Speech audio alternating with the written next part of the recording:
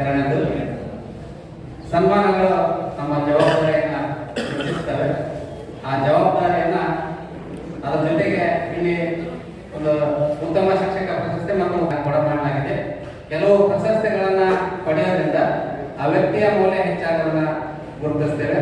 ಆದರೆ ಪಿಜಿ ಗ್ರಂಥಾಲಯ ಬೆಂಬಲಗಳ ಭಾಗದ ಪ್ರಶಸ್ತಿಯನ್ನು ಪಡೆಯೋದ್ರಿಂದ ಇಂತಹ ಶಿಕ್ಷಕರಿಗೆ ಕೊಡೋದ್ರಿಂದ ಆ ಪ್ರಶಸ್ತಿಯ ಮೌಲ್ಯ ಹೆಚ್ಚಾಗಿದೆ ಅಂತಕ್ಕಂಥದ್ದು ನನ್ನ ಅಭಿಪ್ರಾಯ. ಇದನ್ನ ನಾನು 2000ರಲ್ಲಿ 4 ದಿವಸ ಕಂಪ್ಯೂಟರ್ ಟೀಚರ್ ಅಂತ ಅಪಾಯಿಂಟ್ಮೆಂಟ್ ಆದಾಗ ಒಂದು ಕಾರ್ಯಕ್ರಮ ಆಗಿತ್ತು. ಎರಡನೇ ಕಾರ್ಯಕ್ರಮದಿಂದ ನಿರಂತರ ಪಾಲ್ಗೊಳ್ತಾ ಬಂದಿದ್ದೀನಿ. ಇಲ್ಲಿ ಆಯ್ಕೆ ಮಾಡ್ತಕ್ಕಂಥ ವಿಧಾನ ಇರ್ಬೋದು, ಗುರುತಿಸ್ತಕ್ಕಂಥ ವಿಧಾನ ಇರ್ಬೋದು, ಎಲ್ಲ ಕೂಡ ವಿಭಿನ್ನವಾಗಿದೆ.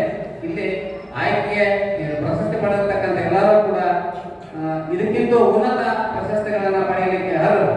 ನಾವು ಶಿಕ್ಷಕರ ಪ್ರಶಸ್ತಿಗಳನ್ನು ಬೇರೆ ಪ್ರಶಸ್ತಿಗಳನ್ನು ಆಯ್ಕೆ ಮಾಡುವಾಗ ನೋಡ್ತೀವಿ, ಎಲ್ಲ ರೆಕಮೆಂಡೇಶನ್ ಇರ್ತದೆ. ಇಲ್ಲಿ ಯಾರ ರೆಕಮೆಂಡೇಶನ್ ಇಲ್ಲ, ಅರ್ಜಿ ಇಲ್ಲ. ಅಂತಹ ಪ್ರಶಸ್ತಿಗೆ ಭಾಜನರಾಗಿರ್ತಕ್ಕಂಥ ಸರ್ವರಿಗೂ ಕೂಡ ನಾನು ವೈಯಕ್ತಿಕವಾಗಿ ಮತ್ತು ಕರ್ನಾಟಕ ಸರ್ಕಾರಿ ನೌಕರರ ಸಂಘದ ಪರವಾಗಿ ತುಂಬ ಅಭಿನಂದನೆಗಳನ್ನು ಸಲ್ಲಿಸ್ತೇನೆ. ಮುಂದುವರೆದು ನಮ್ಮ ನೌಕರರ ಸಂಘದಿಂದ ನಾವು ಯಾಕೆ ಕೋಚಿಂಗ್ ಕ್ಲಾಸ್ ಮಾಡಬೇಕು ಅಂತ ನಿರ್ಧಾರ ಮಾಡಿದ್ದೀವಿ ಅಂದ್ರೆ ಅದು ಬಯಕೆ ಯಾಕಿತ್ತು ಅನ್ನೋದನ್ನ ಇಲ್ಲಿ ತಮ್ಮೆಲ್ಲರ ಹೇಳಲಿಕ್ಕೆ ಇಚ್ಛಿಸ್ತೇನೆ. ನಮ್ಮ ಪೋಸ್ಟ್ ಗ್ರಾಜುಯೇಟ್ ಕಾಸ್ಟ್ನಲ್ಲಿ ವಿಶೇಷವಾಗಿ ಇಂಜಿನಿಯರಿಂಗ್ ಕಾಲೇಜ್ ಇದೆ. ಇಲ್ಲಿ ಇಂಜಿನಿಯರಿಂಗ್ ಮಕ್ಕಳು ಇಲ್ಲಿಂದ ಕೋರ್ಸ್ ಮುಗಿಸ್ಕೊಂಡು ಹೋಗ್ತಾರೆ. ಬೇರೆ ಕಾಲೇಜಿನ ಮಕ್ಕಳು ಬೇಗ ಸೆಲೆಕ್ಟ್ ಆಗ್ತಾರೆ. ನಾವು ಅವ್ರ ಹತ್ರ ಫೀಡ್ಬ್ಯಾಕ್ ತಗೊಂಡಾಗ ನಮಗೆ ಕಂಡು ಬರೋದು ಸರಿ ಇಲ್ಲ, ನಮಗೆ ವೊಕ್ಯಾಬ್ಯುಲರಿ ಇಲ್ಲ, ಕಮ್ಯುನಿಕೇಶನ್ ಸ್ಕಿಲ್ಸ್ ಇಲ್ಲ, ಲ್ಯಾಂಗ್ವೇಜ್ ಪ್ರಾಬ್ಲಮ್ ಬಹಳ ಆಗ್ತಿದೆ ಅನ್ನೋ ಅಭಿಪ್ರಾಯ ಬಂದಾಗ ಈ ಒಂದು ವಿಚಾರಕ್ಕೆ ನಾವು ಪ್ರಜಾವಾಣಿ ಮತ್ತು Deccan Herald Prajavani master mind ಅಂತೇಳಿ 2 ವರ್ಷದ ಹಿಂದೆ ಆನ್ಲೈನ್ ಕ್ಲಾಸಸ್ ಅನ್ನ ನಮ್ಮ ಹಾಸ್ಟೆಲ್ನಲ್ಲಿ ಸ್ಟಾರ್ಟ್ ಮಾಡಿಸಿದ್ವಿ. ಅದರ ಪರಿಣಾಮ ಸ್ವಲ್ಪ ಒಳ್ಳೆಯದಾಯಿತು. ನಮ್ಮ ಇಂಜಿನಿಯರಿಂಗ್ ಗರ್ಲ್ಸ್ ಹಾಸ್ಟೆಲ್ ಇರ್ತಕ್ಕಂಥ ಒಬ್ಬ ವಿದ್ಯಾರ್ಥಿನಿ 18 lakhsಗೆ ಪ್ಯಾಕೇಜ್ಗೆ ಆಯ್ಕೆ ಆದ. ಆಕೆಗೆ ನಾವು ಫೀಡ್ಬ್ಯಾಕ್ ಕೇಳಿದಾಗ ಏನಮ್ಮ ಅಂತಂದ್ರೆ, ಇಲ್ಲ ಸರ್ ನನಗೆ ಪ್ರಜಾವಾಣಿ ಮಾಸ್ಟರ್ ಮೈಂಡ್ ಇವೆಂಟ್ ಹಾಕ್ಸ್ಕೊಡ್ತೆ, ಅದು ತುಂಬಾ ಹೆಲ್ಪ್ ಆಗ್ತದೆ.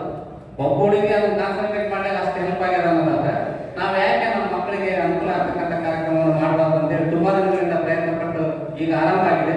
ಅದಕ್ಕೆ ರಿಸೋರ್ಸ್ ಪರ್ಸನ್ಗಳು ಏನ್ ಮಾಡಬೇಕು ಅಂತೇಳಿ ಹಿಂದೆ ಚರ್ಚೆ ಮಾಡಿದಾಗ ಇಲ್ಲಿ ಮಹೇಂದ್ರ ಸರ್ ಅಂತೇಳಿ ತಹಸೀಲ್ದಾರ್ ಇದ್ರು.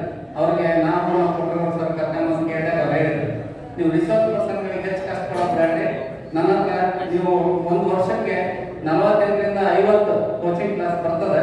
ಅದಕ್ಕೆ ಪ್ರತಿಯೊಬ್ಬರಿಗೂ ಕೂಡ ಅವ್ರು ಉಚಿತವಾಗಿ ಬಂದು ನಿಮಗೆ ಕೋಚಿಂಗ್ ಕ್ಲಾಸ್ ಕೊಡ್ತಕ್ಕಂಥ ವ್ಯವಸ್ಥೆಯನ್ನು ಮಾಡ್ತೀವಿ ಅಂತಕ್ಕಂಥ ಅಭಯವನ್ನು ಅವತ್ತೇ ನೀಡಿದ್ರು.